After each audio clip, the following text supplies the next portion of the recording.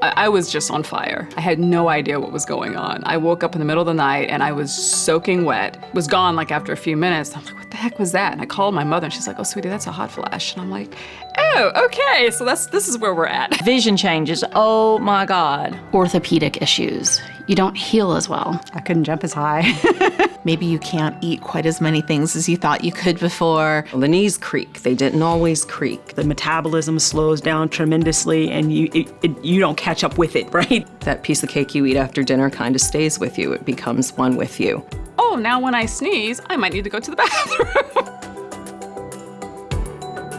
You know, you're gonna start decomposing at age 40. 45, it happened immediately. I'm not seeing my screen, I'm not seeing to drive so well, what are we doing here? So we got into trifocals pretty early.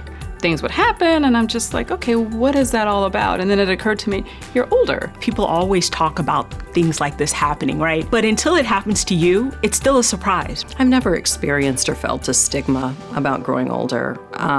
Maybe it's a cultural thing. There's some stigmas around aging still, but I think that's getting better.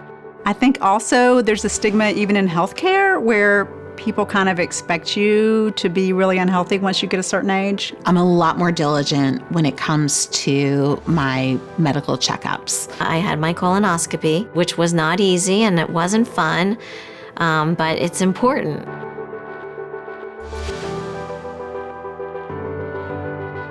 The mammogram still happens once a year, the OBGYN still happens once a year. Like I was at the dentist this morning and the eyes about 2 weeks ago. So I'm pretty good about keeping up with all that because I do feel like if you don't take care of yourself, you can't take care of everyone else. OBGYNs just assume that nobody has sex after 40 or 50. But for me, I'm like, if you are in your 40s and 50s and you are still sexually active and not in a monogamous relationship, then you should still be having a lot of those screenings. Granny needs to be buying condoms if she's having sex.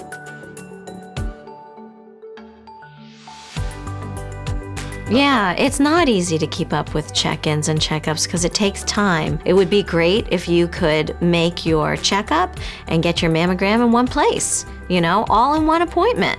But you have to call all these different places and make all this different time. It's not easy. The past year and a half or so, I've gone almost completely vegan. I no longer look at exercise as an obligation. Instead, it's a privilege. And I look at what my body can do and what it's capable of doing. And so as a result, motivation to get myself to the gym is a lot better. I stopped smoking at 50. I gave it up probably about 2 months after I turned 50. My brother was very clear with me that if I didn't, I probably wasn't gonna make it to 60. So it was time.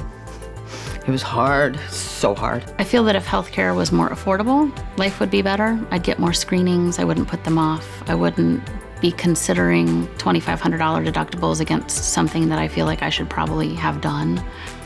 What would make this time in my life better? It's pretty good, but never ever having to wonder or worry about whether healthcare would always be accessible.